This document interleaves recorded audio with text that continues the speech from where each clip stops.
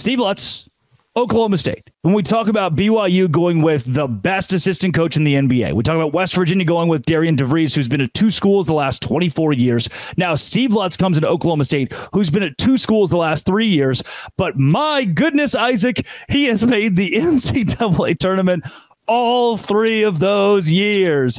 It's a guy who how do you categorize it? How do you fit this into a mold? But other than say he just goes to the NCAA tournament, it's insane.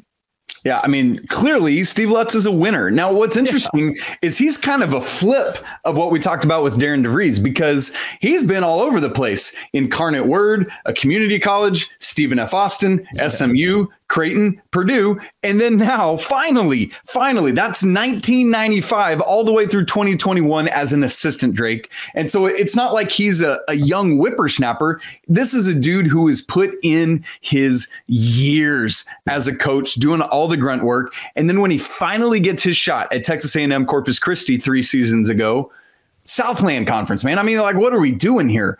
But he takes this school, like, here's everything that I need to know, Drake. The year before he gets to Texas A&M Corpus Christi, Steve Lutz, they were 5-19. Now, granted, that's the year after COVID, but even in the years before that, 14-18. The year before that, 14-18. His 2 years at the helm in Corpus Christi, 23-12 and 24-11.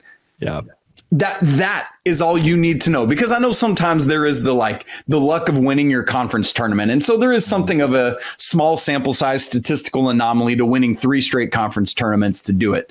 But he's been doing it in the regular season. It's not like they're an 8 seed that came out of nowhere to win, Drake. And that tells me everything. Last year, Western Kentucky, 22-12, made the NCAA tournament, turned around less so than A&M Corpus Christi, but they were 17-16 the year before he got there. So this is a dude that clearly is able to come in and utilize whatever guys he has, because let's be honest, also at this level in Conference USA with Western Kentucky, in the Southland Conference with A&M Corpus Christi, it's not like we've got all this transfer portal stuff coming in all the time. This is just, what do I got? Let's make it work. And clearly he's been able to do that.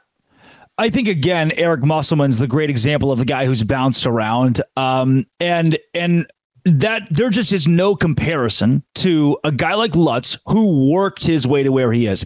He had to go and lose as an assistant at these universities to somehow find his way to being a head coach, and now is trying to put himself in the best position to get to an Oklahoma State, whereas a Musselman's going from NBA team to high-level college team back to the NBA.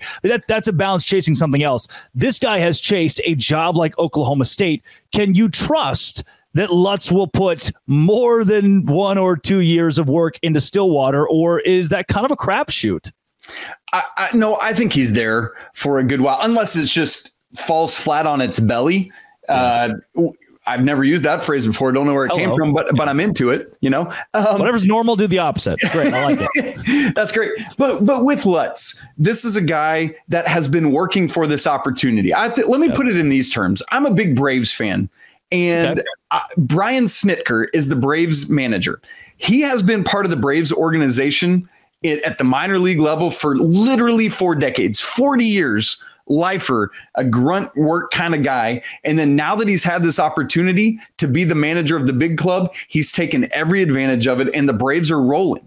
Now, I know for Steve Lutz, it's not been in the same program where he's worked his way up this whole time, but it's been stop after stop just getting here, and he's not going to throw away this opportunity now that he's here. Oklahoma State, let's remember, is a very, very proud basketball program. 2 national titles, Hall of Fame coaches in Henry Iba and Eddie Sutton, 6 Final Fours, right? And I know there's none since, 04, I think is the last Final Four for them. Wow. But this is a program where you come and it's not creating something that's never been. This is a place where you come and restore it to what it once was. And so that is what Steve Lutz's task is. And I see him sticking it out to make that happen. He's built a really good coaching staff, too, and I know he'll attack the transfer portal that's gone haywire so far. Again, Isaac, I'm going to ask you kind of the same question that we've gotten with every new hire in the league. How does it make the conference better? DeVries and Young seem to be the 2 guys at BYU and West Virginia that are a bit above Lutz from a resume standpoint. is Steve Lutz? Does he have the pedigree to be a top 10 coach in a very deep 16-team league, or does it matter to be a top 10 coach as long as you're just making the NCAA tournament and putting your team in a good position? Yeah, and I think that's the thing is it's now a year-to-year thing that you got to look at, right? Yeah. Every year, can I create something? I know it wasn't great this year for Oklahoma State, and that's even putting it kindly, I guess, if we're being honest straight.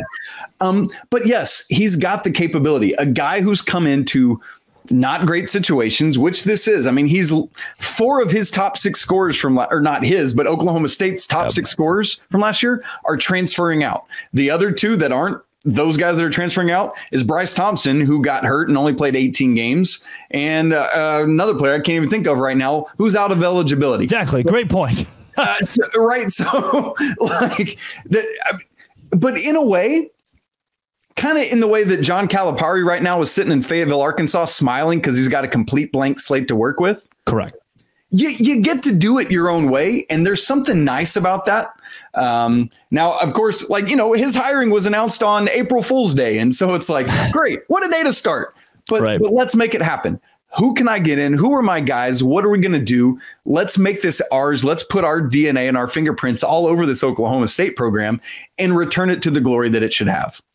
3 huge hires in the Big 12 Conference, making a very deep basketball conference, especially with the addition of Arizona, even Colorado coming in, making a very deep basketball conference even deeper somehow.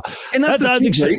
Oh, hit me with it. Come on, Laud. Just what I'm going to say is, you're asking about these coaches. There are going to be phenomenal basketball coaches that finish 14th in the Big 12 every year. That's what we're looking at in this conference. I'm sorry, I interrupted you. No, I think that was, I just wanted, to hear you praise the Big 12 is always a great thing. So I didn't mind it at all. A Bill Self will never be there, but there will be years that I think Wes Miller is a really good basketball coach and was at the bottom of the Big 12 this year because that's just the way the conference goes. It eats you up and spits you back out. That's Isaac Shade of Locked On College Basketball. Drake Toll of Locked On Big 12. Thanks for making these shows your first listen every single day. This has been a crossover edition of Locked On College Basketball and Locked On. Thanks for making it, again, your first listen every single day. Dose Grande.